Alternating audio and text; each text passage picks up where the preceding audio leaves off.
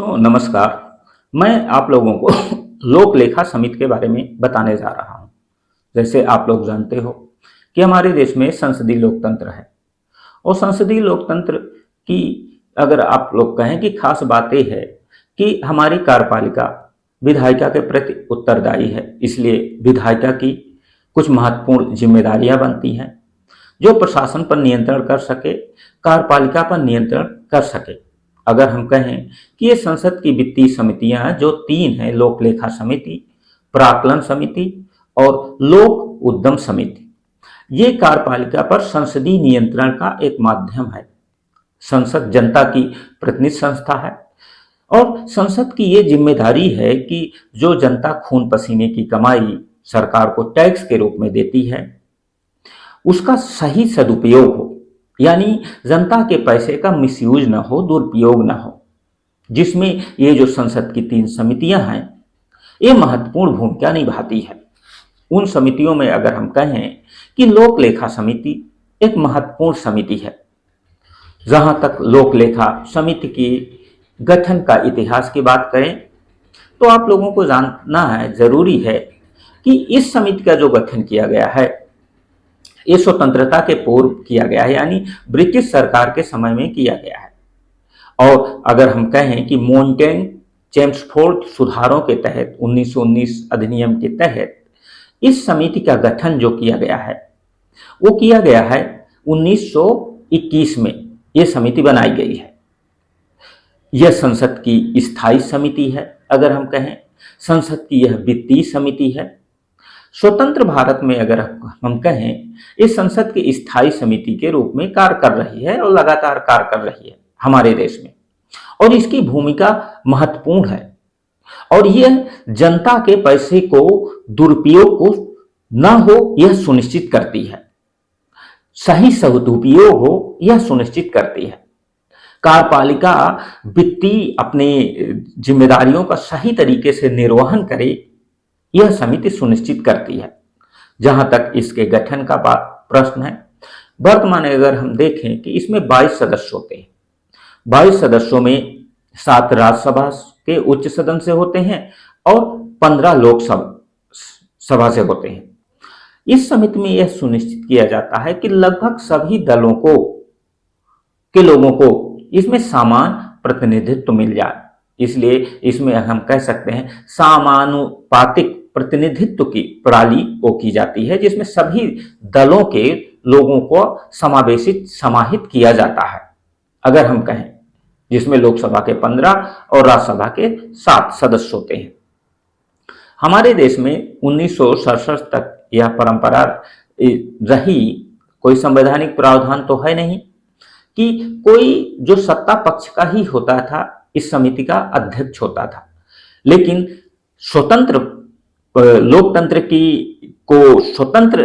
लोकतंत्र बना रहे हमारे देश में, निष्पक्ष लोकतंत्र बना रहे, अपनी भूमिका का निर्वहन करता रहे, उसके लिए एक स्वस्थ परंपरा, हेल्दी परंपरा की शुरुआत की गई है 1967 के बाद। और अब कोई विपक्षी दल के नेता को इसका अध्यक्ष बनाया जाता है और जिसमें जो इसका समिति का अध्यक्ष होता है उसमें भूमिका जो महत्वपूर्ण होती है वो लोकसभा अध्यक्ष की होती है। उसको चुनने में, नियुक्त करने में भूमिका होती है। जहां तक पहले जो हमारे अगर कहें विपक्ष के जो सदस्य बनाए गए थे 1969 में, वो मीनू मसानी थे, पहले लोकसभा के किसी विपक्षी दल के नेता के रूप में जो बनाए गए थे। आप लोगों को जानना है, आप लोग ये जानते हैं कि जो लोक लेखा समिति होती है इसके सदस्यों का कार्यकाल 1 वर्ष होता है, 1 ईयर होता है। एक साल में ये बनाए जाते हैं। जहां तक अगर हम कहें, आप लोगों को ये जानना है, कुछ खास बातें हैं इस समिति की। जैसे किसी मंत्री को इस समिति का सदस्य नहीं बनाया जा सकता है, लेकिन अगर कोई सदस्य है और मंत्री पद अगर उसे मिल जाता है तो उसे उसको इस सदस्यता से फिर त्यागपत्र देना पड़ेगा, यानी 2 में एक ही रह सकता है। यह इसकी शर्त है, आप लोगों को यह जानना है। दूसरी चीज अगर हम कहें, जहां तक इसकी कार्य प्रणाली की बात है, इसका मित्र, मार्गदर्शक, नियंत्रक, महालेखा परीक्षक को माना जाता है। जब भी लोक लेखा समिति की बैठकें होती हैं तो नियंत्रक महालेखा परीक्षक उसमें मौजूद रहता है। नियंत्रक महालेखा परीक्षक जो रिपोर्ट संसद में पेश करता है उसकी गहराई से ये छानबीन करती है, और छानबीन में जो इसके मुख्य मुद्दे होते हैं वो होता है, एक तो जो बजटी धन, जैसे अभी बजट पेश किया गया, जो बजटी धन है, जितने धन को संसद ने स्वीकृत दी है उसी अनुसार खर्च हो रहा है या उतना ही हो रहा है या नहीं हो रहा। पहली चीज यह देखती है। दूसरी चीज ये देखती है कि जो संसद द्वारा स्वीकृत पैसे का जो खर्च किया जा रहा है उसमें विधिक पहलुओं को ध्यान दिया जा रहा है या नहीं दिया जा रहा। दूसरी चीज यह देखती है। और तीसरी चीज यह देखती है कि जिस उद्देश्यों के लिए संसद ने खर्च दिया है उन्हीं उद्देश्यों के लिए खर्च हो रहा है या नहीं हो रहा, या जिन प्राधिकारियों को इसके लिए अधिकृत किया गया है खर्च वही कर रहे हैं या नहीं कर रहे हैं। यह समिति देखती है ताकि जनता की गाढ़ी कमाई, खून पसीने की कमाई का दुरुपयोग किसी भी परिस्थिति में ना हो सके, क्योंकि जो हमारी संसद है, लोकसभा है, वो जनता की प्रतिनिधि संस्था है और जिसके रूप में लोकसभा की एक महत्वपूर्ण जिम्मेदारी बन जाती है, एक महत्वपूर्ण भूमिका बन जाती है ताकि देश में संसदीय लोकतंत्र कायम रह सके। तो ये सारी चीजें होती हैं।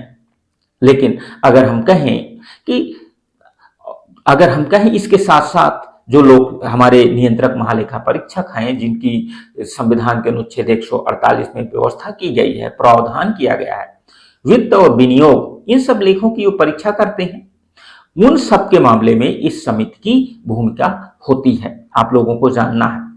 लेकिन समय के साथ साथ आप लोग जानते हो कि कोई समिति कितना अच्छी क्यों ना हो, कुछ कमियां दिखाई देने लगती हैं। इसमें भी अनेक कमियां दिखाई देती हैं और जो इसकी आलोचना की जाती है, जैसे कहा जाता है कि इसकी जो जांच का तरीका होता है या जो रिपोर्टें होती हैं, जो छानबीन करती है, वो पोस्टमार्टम होती है, यानी जब घटना घट चुकी होती है, जब खर्च हो चुका होता है, वो होती है। इसलिए बहुत ज्यादा आप ये कह सकते हो कि बहुत ज्यादा इसकी भूमिका अगर वित्तीय नियंत्रण में है तो नहीं रह जाती है।